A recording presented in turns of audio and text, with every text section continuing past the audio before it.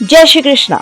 स्वागत है आपका सारथी त्रिशला के साथ। कैसे हैं आप लोग? कैसे हैं घर में सब? जरूर बताइएगा। श्राद्ध पक्ष की पूर्णिमा, आज से हम पितरों के नियमित कुछ पूजन पाठ जरूर करेंगे। पितरों का आशीर्वाद प्राप्त करने के लिए और पितरों से अपने घर की सुख शांति प्राप्त करने के लिए हम आज की पूर्णिमा पर एक विशेष उपाय जरूर कर लेंगे। कुछ लोगों के कुछ सवाल थे जो पितृपक्ष को लेकर थे, उनके भी जवाब मैं अभी आपको देने वाली हूँ। लेकिन इससे पहले आपको ये बता दूं कि मैं कौन हूँ। मैं आपके एस्ट्रोलॉजर हूँ, वास्तु शास्त्री हूँ, चेहरा भी पढ़ती हूँ, आवाज भी पढ़ती हूँ और हाथों की लकीरें भी पढ़ लेती हूँ। चूंकि आपकी सारथी हूँ इसीलिए आपको जीवन का सार देने चली आती हूँ। बात हो रही है श्राद्ध पक्ष की पूर्णिमा की। मुझसे किसी ने पूछा कि श्राद्ध पक्ष में क्या हम अपने घर के अंदर वेजिटेरियन खाने में भी कुछ चीजों को लेकर सावधानी रखें? तो मैं आपको बता देती हूँ, बिल्कुल रखिए। अगर आप अपने घर में पितरों को खुश करना चाहते हैं तो प्याज लहसुन का सेवन मत करिए। एक ने मुझसे पूछा कि क्या इन 15 दिनों के अंदर हम कपड़े खरीदकर पहन सकते हैं या हम कोई नई चीज ले सकते हैं? बड़ी ना लें, छोटी छोटी चीजें ले सकते हैं। तो मैं आपको कहूंगी कि ऐसा नहीं करना चाहिए। ये 15 दिन कोई भी नई चीज खरीदना शास्त्र अनुसार वर्जित माना जाता है। इस समय आप ज्यादा से ज्यादा चीजें खरीद कर दान पुण्य करिए, ब्राह्मणों को दीजिए, उनका आप सत्कार करिए, उनका आशीर्वाद प्राप्त करिए। चलिए जी, पूर्णिमा पर ऐसा क्या विशेष कर ले जिससे हमें अपने पितरों का आशीर्वाद प्राप्त हो जाए। सर्वप्रथम तो मैं आपको एक चीज बता देती हूँ। जिस कुंडली के अंदर पितृ दोष होता है उस कुंडली के अंदर बहुत सारी चीजें उन्हें परेशान करती हैं। जैसे कि अगर पितृ दोष होगा तो नेचुरल बात है ऐसी कुंडली कभी भी सक्सेस नहीं पा पाएगी। पितृ दोष होगा तो उस घर में संतान उत्पत्ति में दिक्कतें आएंगी।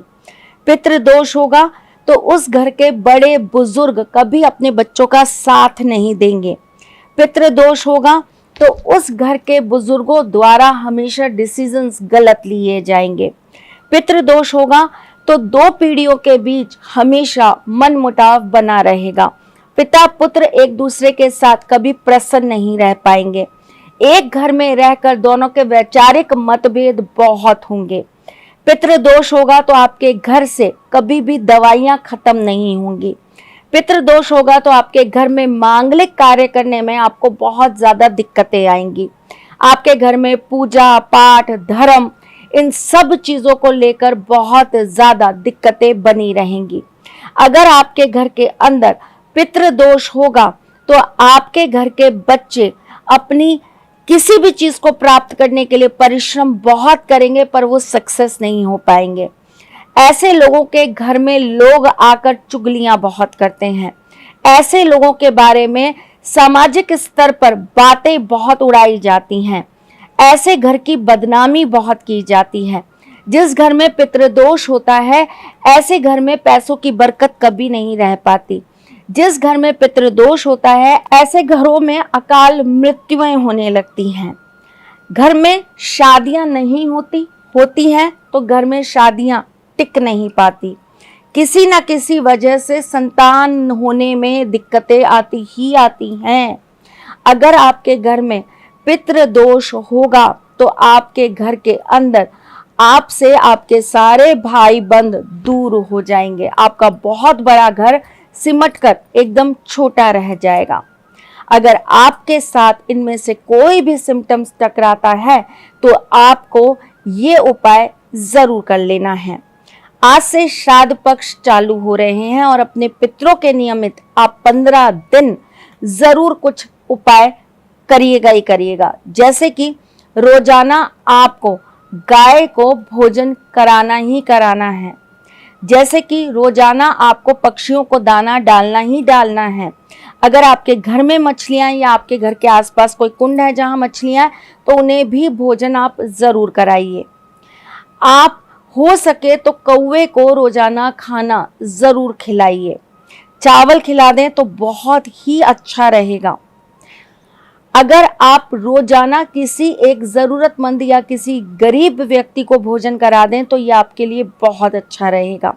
इन 15 दिनों में आप कोई पुण्य का कोई ऐसा कार्य जिसको आप जानते नहीं हैं, आप पहचानते नहीं हैं, उसके लिए अगर आप कोई ऐसा कार्य कर दें, ऐसा कोई दान कर दें जिससे उसकी जिंदगी में उसे दुखों से, तकलीफों से थोड़ी राहत मिल जाए, तो जरूर करिएगा। जैसे कि अगर आप दवाइयाँ डोनेट कर सकते हैं, आप जगह जगह प्याऊ लगवा सकते हैं, जैसे कि आप गार्ड्स वगैरह जो होते हैं ना, इनके रूम्स में पंखे लगवा दीजिए।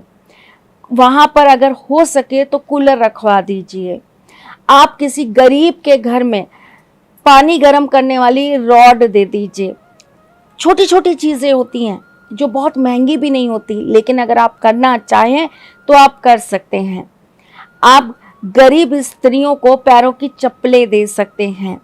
आप बच्चों को बैग्स दे सकते हैं। आप पुस्तकों का दान कर सकते हैं। जो भी आपको लगता है कि आप बहुत इजीली कर सकते हैं ना, वो काम आप कर लीजिए, ताकि लोग उससे कहीं ना कहीं खुश हो जाएं, उनके जीवन की कुछ समस्याओं का अंत हो जाए। और बहुत दूर जाने की ज़रूरत नहीं है आपको।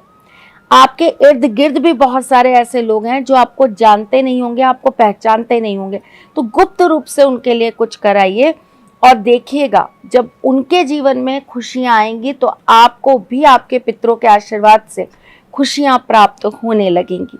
चलिए जी, जाने से पहले आपको आज का एक विशेष उपाय बता देती हूँ जो आपको करना ही करना है।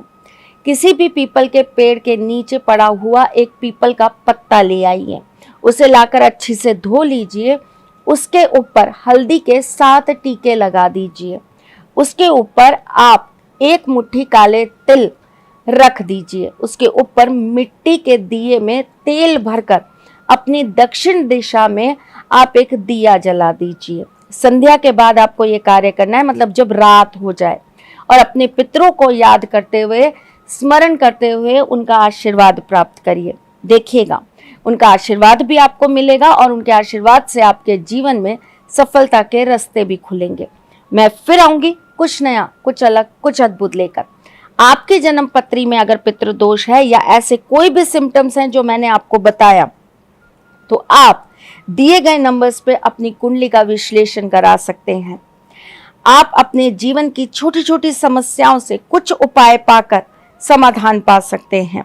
मैं फिर आती हूँ, तब तक के लिए मुस्कुराते रहिएगा, रिश्तों में मजबूती बना के रखिएगा, अपने साथी के साथ में जुड़े रहिएगा, प्यार देते रहिएगा, प्यार लेते रहिएगा, ख्याल रखिएगा अपना और उनका जिनसे आप प्यार करते हैं।